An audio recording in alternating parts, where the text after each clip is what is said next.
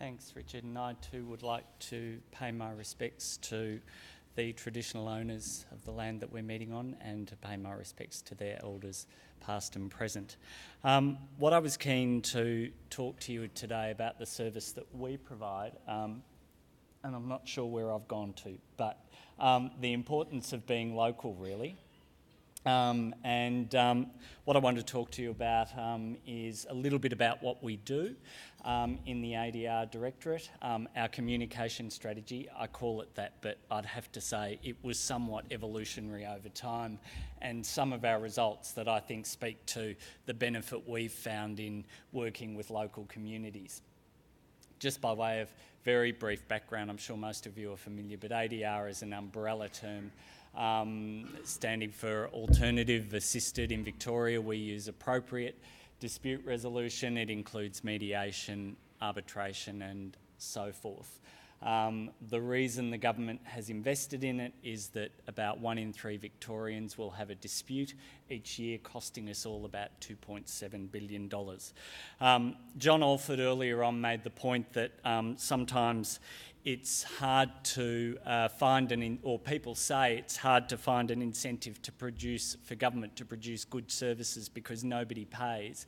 I must say one of the great joys of my job is that the incentive that our staff and our mediators have to producing a very high quality service is that we see the benefit of the work that we do in local communities, particularly in terms of the work that we can divert away from the courts, which reduces court lists, but also we're starting to work much more closely with the police, and if we can divert people away from police work and having to be charged by resolving their disputes, then that's a great thing. And as a result, I must say, we have an extremely highly motivated workforce, which is a great joy. Our budget is about $4.5 million per annum. I'm running about 5 key projects, and the one I want to talk to you about is ADR in regional Victoria through our Dispute Settlement Centre. We employ about 40 staff. We've regionalised throughout the past few years. So previously the Dispute Settlement Centre was based in Melbourne, and it was basically a call centre, and we organised mediations throughout the state. We've tipped that on its head now, and the bulk of our staff are in regional offices throughout the state, and we have a number of casual mediators that work with us. And early intervention is really the key to what we do. Again, with our communication strategy, we had very limited funds.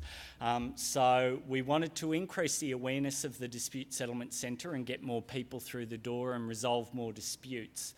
And reduce the rate of wrong referrals. We had a number of referrals, or a large percentage of our referrals would end up with us referring them elsewhere. And I wanted to reduce the gap between the number of phone calls we got and the files we opened, and therefore the number of mediations we did. And what we decided to do was, because we didn't have much money, help others to help us. So we did some research on our key referrers, who were the courts and local government. The bulk of our referrals come from local government, just over 50%. So we really targeted them and thought of ways that we could work with, I suppose, our co-producers in the courts and local government to make it easier for them to know what we do. So we produced a very simple toolkit that talked about what we do. One of my more innovative staff members, when he went on a bit of a tour of local government call centres, noticed that around everyone's computer screens they had post-it notes with people's phone numbers and stuff. So he organised for us to get our own post-it notes with our website on them, so that when they're jotting down numbers they constantly look at our website. Stuff like that, which was very helpful and has helped, as I say, reduce that gap. The other thing was how we use technology. We had a pretty moribund website, and we did get some money to develop a new website. We approached it from 2 standpoints. One was the people that we're trying to reach, people in dispute, and we developed a conflict coaching website, which I'm very proud to say we won a marketing award for. And that's it there, reaching agreement. The woman on your right is Gina Rolston, the manager of our Dispute Settlement Centre. The reason, or one of the reasons we won the award, is that everything on the website is it's written, it's verbal, and it's in Auslan.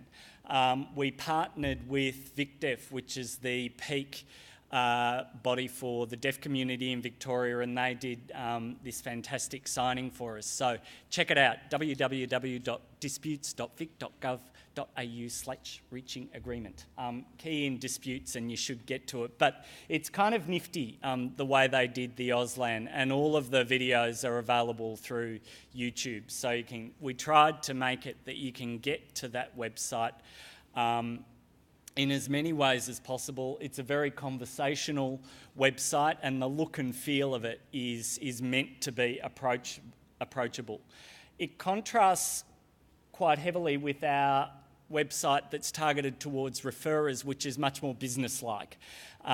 We've just launched this one, and it really is aimed at those who the council workers and courts who might be referring to us. It also plugs our training arm, and eventually what we'll be able to do is have people enrol. We're a registered training organisation for mediation, and so that's an important aspect of our work as well. So in terms of our results, I'll just take you through this graph, and I wish I had one of those pointers, but what's interesting to me is that our mediations have effectively doubled in the last 3 to 4 years. And to me, one of the very simple reasons for that is that we are now local. The importance of having local staff who understand their communities can't be underestimated.